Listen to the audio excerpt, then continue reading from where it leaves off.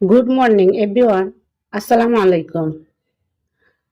আজকে সকালের নাস্তায় থাকছে এখানে সিদ্ধ আটার রুটি, এখানে পুডিং, আর এখানে লাল শাক তরকারি আর দুধ চা। দুধ চার পরিবর্তে আপনি রং চাও নিতে পারেন অথবা গ্রিন টি। তো আমার রুটির সাথে দুধ চা খুবই পছন্দ, সেজন্য আমি আজকে দুধ চা নিয়েছি। তা না হলে আমি দুধ চা স্কিপ করে যেতাম।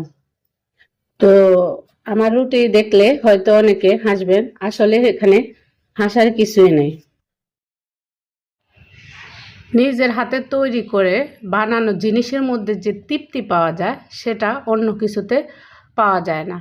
আর সকাল 8টা থেকে 9টার মধ্যে আমার এরকম একটা হেলদি নাস্তা লাগে।